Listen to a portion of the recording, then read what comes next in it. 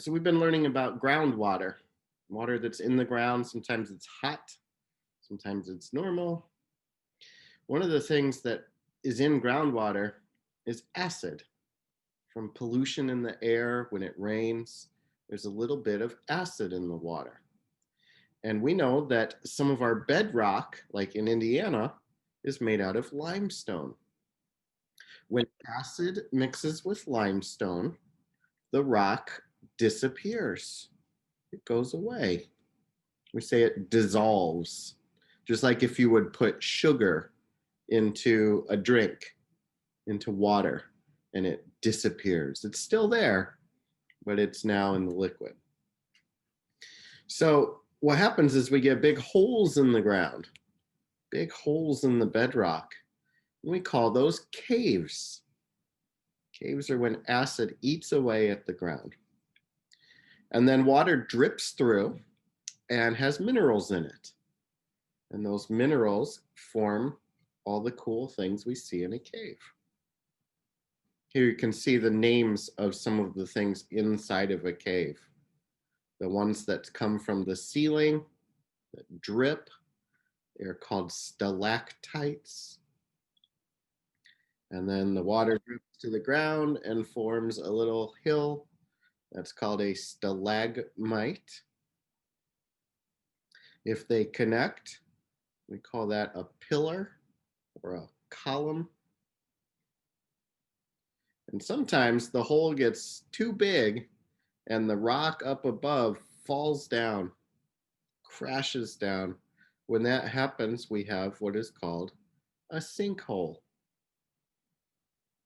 Once again, all of this is caused by water and acid in the water, dissolving the rock. This picture is from a cave in Indiana. We have big caves in the southern part of our state. And most people don't realize you could be right on top of this, driving your car or going to a restaurant, and there could be a big cave underneath you, hundreds of feet into the ground. This one is also from Indiana. Look at all those beautiful little stalactites.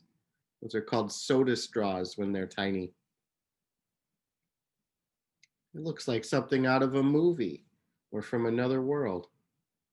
And that's in Indiana.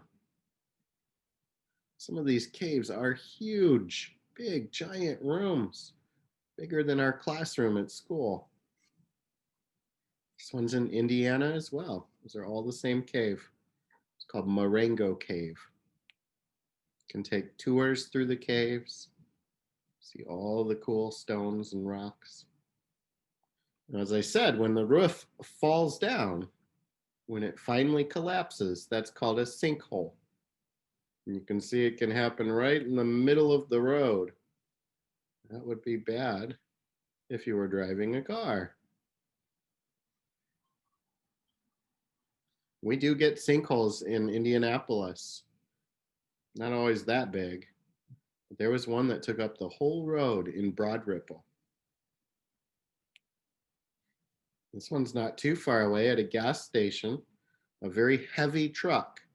And if you have a lot of weight, it can make it fall down faster. It had 1,600 gallons of water.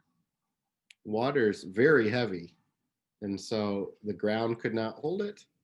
And this huge truck fell into a sinkhole.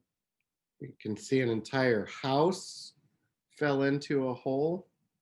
Looks like two houses. I believe this one is in South America. And that looks really, really deep, doesn't it?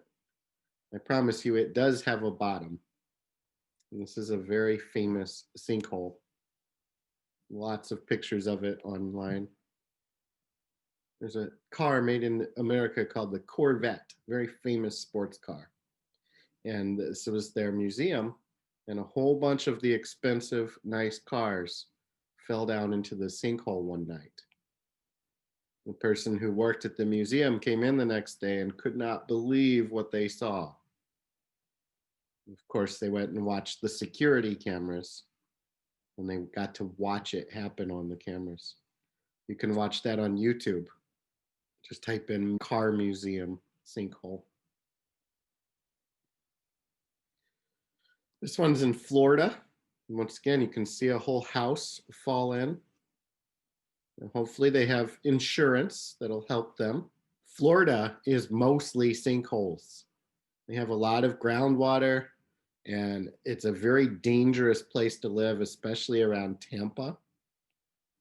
Nothing but sinkholes through there. And this one was actually near Disney World. This was a hotel, and luckily everybody was at the park that day. And the cleaning crew was on this side of the hotel. But one whole side of the hotel fell into a sinkhole. Luckily, there was nobody killed in this one. I think there were some small injuries.